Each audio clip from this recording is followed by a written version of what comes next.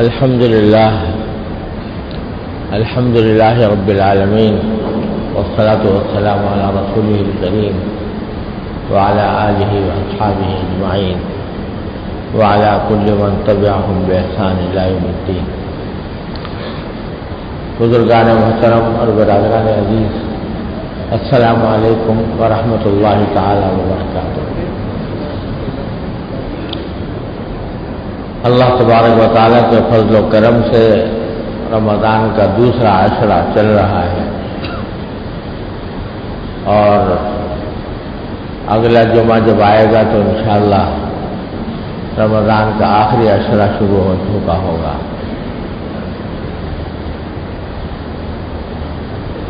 رمضان کے اندر الحمدللہ مسلمانوں کو روزے اور تراویح کی توفیق تو ہوتی رہتی ہے. فرض عبادت رمضان کی روزہ ہے اور سنت عبادت تراویح ہے. اللہ تبارک و تعالیٰ کے فضل و کرم سے اس کی توفیق مل جاتی ہے، اس کا شکر ادا کرنا چاہیے. لیکن اس مہینے کو نبی کریم صلی اللہ علیہ وسلم نے شہر الصبر اور شہر المواسات بھی قرار دیا ہے. شہر الصبر کے معنی صبر کا مہینہ، صبر کی تربیت دی جا رہی ہے اس میں. اور شہر المواسات کے معنی ہے ایک دوسرے کی غمخواری، ہمدردی کا مہینہ. یعنی اس مہینے کے اندر خاص طور پر نبی کریم صلی اللہ علیہ وسلم کی سنت یہ تھی کہ دوسرے مسلمانوں کی غمخواری کی جائے، ان سے ہمدردی کی جائے. یوں تو سرکار دو عالم صلی اللہ علیہ وسلم ہمیشہ ہی ساری امت کے لیے غمخواری ہمدردی فرماتے رہے، لیکن حدیث میں الفاظ یہ آتے ہیں کہ رمضان کے مہینے میں آپ کی سخاوت ایسی ہوتی تھی جیسے ہوا چل رہی ہو، یعنی جو آ رہا ہے اس کو زیادہ دہش چل رہی ہے. تو نبی کریم صلی اللہ علیہ وسلم رمضان کے مہینے میں بڑی کثرت کے ساتھ صدقات کیا کرتے ہیں. غریب لوگوں کی مدد کرنا، لوگوں کے کام آنا، بلکہ غریب ہونے کی بھی قید نہیں. جو اپنے پڑوسی ہیں، چاہے امیر ہی کیوں نہ ہو، چاہے دولت مند ہی کیوں نہ ہو، پڑوسیوں کی مدد کرنا، پڑوسیوں کو ہدیہ دینا، تحفے بھیجنا. غرض صدقات اور خیرات اور ہدایہ اور تحائف اس یہ نبی کریم صلی اللہ علیہ وسلم کی سنت تھی. اور اس کی وجہ سے صحابہ فرماتے ہیں کہ رمضان میں آپ کی کیفیت ایسی ہوتی تھی جیسی ہوا چل رہی ہو. تو وہ ہوا چل رہی ہے تو ہوا پھر رکتی نہیں ہے، جس کے بعد سے بھی گزر گئی اس کو خراب کر کے جاتی ہے. تو سرکار دو عالم صلی اللہ علیہ وسلم کا معمول بھی یہی تھا. تو اس کا بھی اہتمام کرنا چاہیے. لیکن دوسروں کی ہمدردی اور ہدیہ تحفے اس کے بارے میں بھی شیطان کہیں نہ کہیں آ کے راہ مار دیتا ہے. اب افطاری بھیجنے کا ایک تصور ہو گیا کہ بھئی ایک شخص دوسرے کے پاس افطاری بھیجے. اب اس میں بدلا، فلاں نے میرے پاس افطاری بھیجی تو میں بھی اس کے پاس بھیجوں، اور فلاں نے اتنی بھیجی تو میں بھی اتنی بھیجوں. یہ بدلے کا تصور جو ہدیے میں آ جاتا ہے، یہ ہدیے کو خراب کر دیتا ہے. اپنی طرف سے طبیعت جس کی طرف جو اپنے دل کا تقاضا ہو، محبت کا تقاضا ہو، اس کے مطابق ہدیہ تحفہ دیا جائے.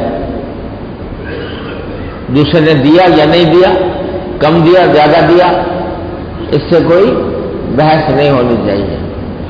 جب کسی بسر کرو، فرض کرو اپنے عزیز کو، کسی رشتے دار کو، کسی پڑوسی کو آپ کوئی افطاری بھیج رہے ہو مثال کے طور پر، تو محبت سے جتنا دل چاہے اتنا بھیجو، تھوڑی ہو یا زیادہ ہو، اپنی استطاعت کے مطابق.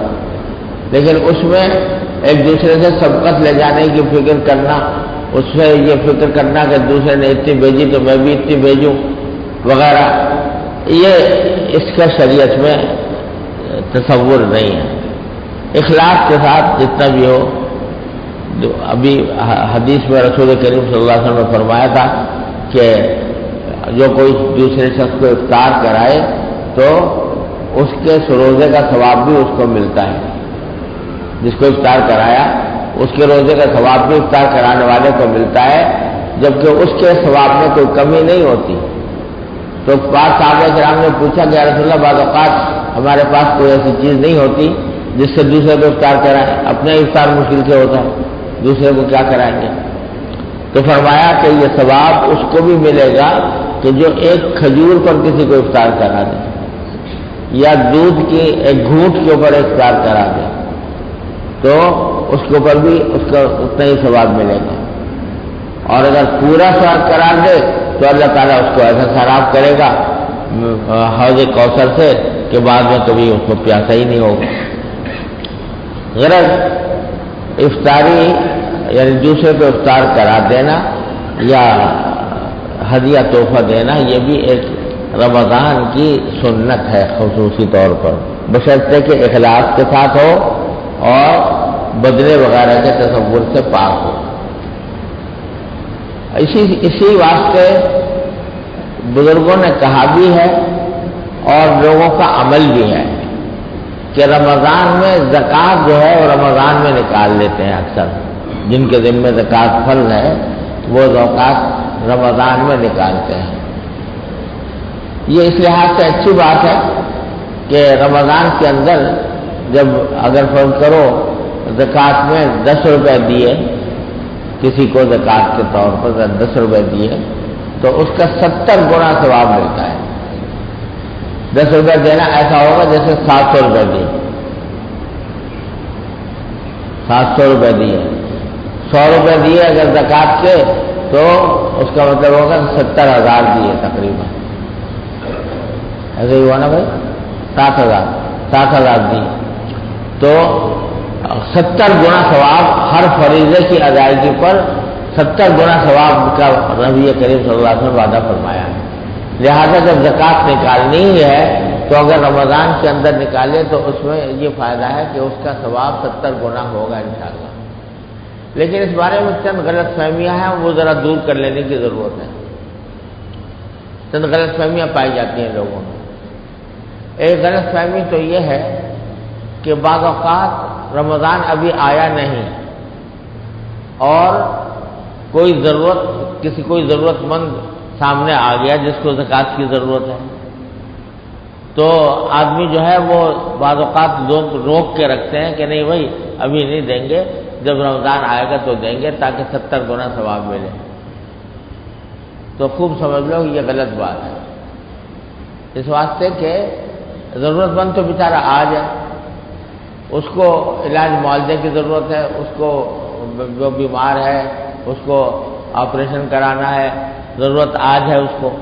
آپ کہتے ہو کہ نہیں جی 1 مہینے بعد جب رمضان آ جائیں گے تو 70 گنا ثواب مجھے ملے گا تو اس وقت دوں گا۔ اب وہ بیچارہ چلتا ہی بنے راستے اس دوران، تو یہ فضول بات ہے۔ ضرورت اگر پہلے ہے کسی شخص کو زکوٰۃ کی تو اس کو رمضان کے انتظار میں روکنا یہ بیوقوفی کی بات ہے اور اس سے کوئی فائدہ نہیں۔ ہاں جو کہ چونکہ نیت یہ تھی کہ رمضان میں دو گے اور تم نے ضرورت مند کی ضرورت کو مد نظر رکھتے ہوئے پہلے دے دیا تو امید یہ ہے کہ اللہ تعالیٰ اس پر بھی وہی ثواب دیں گے جو رمضان میں دیتے ہیں۔ اللہ تعالیٰ کیا کوئی کمی ہے دینے والے کی بارگاہ میں کوئی کمی ہے دینے کی؟ تو وہ اس کے اوپر بھی دے دیں، ان سے کیا بعید ہے، ان کی رحمت سے کیا بعید ہے۔ لہذا یہ رمضان کے انتظار میں روک کے رکھنا جبکہ ضرورت سامنے ہو، ہاں ضرورت کوئی فوری طور سے سامنے نہیں ہے تو ٹھیک ہے وہی رمضان میں نکال دیں گے، تو یہ تصور غلط ہے۔ دوسری بات یہ کہ لوگ سمجھتے ہیں کہ بھئی رمضان ہی سے حساب کرنا ہے ہمیشہ زکوٰۃ کا۔ شرعی مسئلہ سمجھ لیجئے وہ بہت ضروری ہے سمجھنا. اس کے بارے میں اکثر و بیشتر لوگ غلط فہمی کا شکار رہتے ہیں. وہ یہ کہ ہر ایک آدمی کی زکوٰۃ کی ایک تاریخ ہونی چاہیے جس پر وہ تاریخ کا حساب کرے. وہ تاریخ کون سی ہونی چاہیے؟ وہ تاریخ وہ ہونی چاہیے کہ جس میں وہ سب سے پہلے زندگی میں صاحب نصاب بنا. صاحب نصاب کس کو کہتے ہیں؟ صاحب نصاب وہ ہے جس کے ملکیت میں 52.5 تولہ چاندی یا اس کی مالیت کے روپے یا اس کی مالیت کا سامان تجارت موجود ہو، اس کو صاحب نصاب کہتے ہیں. تو سب سے پہلے زندگی میں جب آدمی صاحب نصاب بنا، جس تاریخ کو فرض کرو ایک آدمی جو ہے یکم ربیع الاول کو سب سے پہلے صاحب نصاب بنا تھا. اب یکم ربیع الاول اس کی زکوٰۃ کی تاریخ ہو گئی. اب اس کو کیا کرنا ہے کہ ہر یکم ربیع الاول کو وہ دیکھے میرے پاس اب کتنے پیسے ہیں، جتنے پیسے اس وقت ہیں ان پر زکوٰۃ نکالنی ہوگی. جتنے پیسے اس تاریخ میں ہوں گے اس تاریخ میں زکوٰۃ نکالنی ہوگی. اب یہ ہو سکتا ہے کہ یکم ربیع الاول کو تاریخ زکوٰۃ کی آ گئی، اس حساب سے اپنے پاس لکھ کے رکھ لیا کہ بھئی اتنی زکوٰۃ میرے اوپر واجب ہو گئی. اب اگر وہ فوراً ادا کر سکتا ہے فوراً ادا کر دے. اگر فوراً ادا کرنے کے لیے فوراً کوئی مستحق سامنے نہیں ہے یا فوراً ادا کرنا مشکل ہے تو لکھا ہوا تو ہے اپنے پاس، اب وہ رفتہ رفتہ کر کے ادا کرتا رہے. کم از کم اگلا سال ختم ہونے سے پہلے اگلے سال یکم ربیع الاول سے پہلے ساری زکوٰۃ ادا ہو جائے. یہ ہے طریقہ زکوٰۃ کی. میں اس لیے بتا رہا ہوں کہ بہت سے مسلمان ایسے ہیں ہمارے بھائیوں میں اور بہنوں میں کہ جو زکوٰۃ نکالتے تو ہیں الحمدللہ، زکوٰۃ نکالتے ہیں لیکن زکوٰۃ کا باقاعدہ حساب کیے بغیر الٹپ نکال دیتے ہیں. ایسے اندازے سے ویسے اندازہ کر کے لگایا دیا میرے اوپر اتنی ہوئی ہوگی بس زکوٰۃ ادا کر دی. تو میرے بھائیوں یہ چیز جو ہے یہ محض الٹپ اور محض اندازے سے ادا کرنے کی نہیں ہے بلکہ باقاعدہ حساب کرنا چاہیے. اور حساب کرنے کا طریقہ یہی ہے کہ جو سب سے پہلے جب کبھی صاحب نصاب بنا ہو آدمی تو اس تاریخ کو اپنی زکوٰۃ کی تاریخ مقرر کر لے اور مقرر کر کے پھر ہر سال جب وہ تاریخ آئے تو حساب لگائے کہ میرے اوپر اتنے زکوٰۃ واجب ہو گئی ہے. پھر چاہے وہ ادا کرے اسی وقت ادا کرے، آگے رمضان میں ادا کرے، کسی وقت میں ادا کرے، لیکن حساب لگا لے اس وقت کا. اب بہت سے لوگوں کو وہ تاریخ یاد نہیں ہوتی. بہت سے لوگوں کو اگر تاریخ یاد نہیں ہوتی کہ بھئی سب سے پہلے ہم صاحب نصاب کب بنے تھے، تو پہلے تو کوشش کر کے یاد کرنے کی کوشش کرے آدمی، جتنا بھی اندازہ قریب سے قریب لگا سکتا ہو وہ اندازہ لگائے. اب یاد تو آ نہیں رہا لیکن اندازہ یہ ہے کہ بھئی میں ربیع الاول کے مہینے میں بنا تھا مثال کے طور پر صاحب نصاب، تو ربیع الاول کی کوئی تاریخ متعین کر لی. اگر بالفرض بالکل یاد ہی نہ آئے سرے سے اور اس صورت میں وہ کوئی تاریخ اپنی طرف سے مقرر کر لے، یکم رمضان مثلا مثال کے طور پر پہلی رمضان مقرر کر لے، اس کی بھی گنجائش ہے کہ جب کچھ یاد ہی نہیں ہے، پتہ ہی نہیں ہے کہ کب بنا تھا صاحب نصاب، تو ایک تاریخ مقرر کر لی یکم رمضان کی، احتیاطاً زکوٰۃ کو تھوڑی سی زیادہ دے دے کہ اگر پہلے بنا ہوں تو اس کی وجہ سے کہیں میرے اوپر کچھ زیادہ زکوٰۃ واجب نہ ہو گئی ہو، تھوڑا سا زیادہ احتیاطاً دے دے. لیکن یکم رمضان کو جب یکم رمضان مقرر کر لیا تو اب ہر سال اس تاریخ میں زکوٰۃ کا حساب کرنا ضروری ہے. اور کوئی اتنا لمبا چوڑا کام نہیں ہے، بس یہ دیکھ لو کہ یکم رمضان کو میری ملکیت میں کیا کچھ تھا. اگر کوئی تاجر ہے تو وہ اپنا سامان تجارت کی قیمت لگا لے، خام مال کی اور سامان تجارت کی اور نقد روپے کی. اگر ویسے ہی ملازم پیشہ آدمی ہے تو وہ دیکھے میرے پاس اس تاریخ میں کیا بیلنس ہے، جتنا بھی بیلنس ہو، جتنے بھی پیسے اس وقت موجود ہوں، اس کا 40واں حصہ وہ ادا کر، اس کا 2.5% ادا کر۔ بعض لوگ سمجھتے ہیں کہ بھئی ابھی تو میرے پاس کل پیسے آئے تھے، اور یہ لوگ سمجھتے ہیں کہ ہر پیسے کے اوپر سال گزرنا ضروری ہے۔ یہ غلط ہے، ہر پیسے پر سال گزرنا ضروری نہیں، سال گزرنا ضروری ہے کہ آپ صاحب نصاب ہوں، سال بھر صاحب نصاب رہے۔ تھوڑے دنوں کے لیے اگر فرض کرو پیسے بیچ میں سے چلے بھی گئے، لیکن یکم رمضان سن 1437 سے لے کر یکم رمضان 1438 تک آپ صاحب نصاب رہے۔ بیچ میں اگر کچھ دنوں کے لیے چلے بھی گئے ہوں پیسے تو اس کا کچھ بھروسہ نہیں، کچھ اعتبار نہیں۔ جب یکم رمضان 1437 ہجری سے لے کر یکم رمضان 1438 ہجری تک جب صاحب نصاب رہے تو پھر آپ جو کچھ یکم رمضان 1438 پر آپ کے پاس بیلنس ہو، جتنے پیسے موجود ہوں، اس پر زکوٰۃ نکال دو۔ بیچ میں جو آیا گیا اس کا کچھ اعتبار نہیں، بیچ میں کچھ آیا کچھ گیا تو اس کا کچھ اعتبار نہیں، اس کا حساب کرنے کی ضرورت نہیں۔ لہذا اگر ایک دن پہلے بھی اگر 1000 روپے آئے تھے تو یکم رمضان سے ایک دن پہلے بھی، تو یکم رمضان کو وہ بھی زکوٰۃ میں شامل ہوں گے۔ یہ سمجھنا غلط ہے کہ ہر روپے کے اوپر پورا سال گزرنا ضروری ہے۔ سال گزرنا ضروری ہے پورے نصاب کے اوپر، تو نصاب کے اوپر سال گزر گیا، اب اگر ایک دن پہلے بھی 1000 روپے آئے تھے تو اس کے اوپر بھی زکوٰۃ نکالنی ہوگی۔ اور اسی طرح بیچ میں اگر کچھ خرچ ہو گئے تو ہو گئے، بس اس کا حساب کرنے کی ضرورت نہیں۔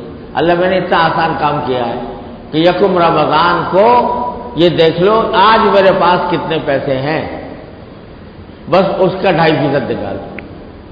وہ پیسے چاہے نقد رقم کی شکل میں ہو، سامان تجارت کی شکل میں ہو، زیور کی شکل میں ہو، زیور کا حساب کرنا کر کے یہ دیکھیں کہ آج کی قیمت کے لحاظ سے اس کی کیا قیمت بن رہی ہے، وہ اگر نصاب کے برابر پہنچ رہی ہے تو اس کے اوپر زکوٰۃ فرض ہو جائے گی۔ یہ ہے چند مسائل زکوٰۃ کے جو سمجھنے ضروری ہیں، اور ان کے نہ سمجھنے کی وجہ سے بعض اوقات زکوٰۃ یا تو صحیح طریقے سے ادا نہیں ہوتی، یا ادا ہوتی ہے تو وہ پھر صحیح مقدار میں نہیں ہوتی اور صحیح طریقے سے نہیں ہوتی۔ تو بھائی یہ رمضان کا مہینہ ہے، اس میں کوشش کی جائے کہ ہر مسلمان اپنی زکوٰۃ اس میں ادا کر دے ان قواعد کے مطابق جو میں نے عرض کیے ہیں، کیونکہ یہ مہینہ مواخات کا مہینہ ہے۔ میں دیکھتا ہوں کہ چونکہ رمضان کے اندر لوگوں کی عام طور سے زکوٰۃ نکالتے ہیں، تو جو غریب غربا ہوتے ہیں وہ پتہ نہیں مدتوں سے آس لگائے بیٹھے ہوتے ہیں، رمضان آئے گا تو فلاں کام کریں گے، رمضان آئے گا تو فلاں کام کریں گے، کیونکہ رمضان میں ان کو توقع ہوتی ہے کہ زکوٰۃ ہمیں مل جائے گی کہیں نہ کہیں سے، تو وہ توقع لگائے بیٹھے ہوتے ہیں۔ تو اس لیے زکوٰۃ کو بہت اہتمام کے ساتھ اور حساب پورا لگا کر شرعی قواعد و شرعی احکام کے مطابق اس کو نکالنے کی فکر کرنی چاہیے۔ تو یہ رمضان کا ایک خاص حکم ہے، شہر المواسات ہونے کا، غمخواری کا مہینہ ہونے کا ایک بڑا اہم تقاضا ہے، اس کے اوپر عمل کرنے کی کوشش کرنی چاہیے۔ اللہ تعالیٰ مجھے بھی آپ کو بھی سب کو اس پر عمل کرنے کی توفیق عطا فرمائے، اور اللہ تعالیٰ ہمارے روزوں کو بھی قبول فرمائے، تراویح کو بھی قبول فرمائے، زکوٰۃ و صدقات اور خیرات کو بھی قبول فرمائے۔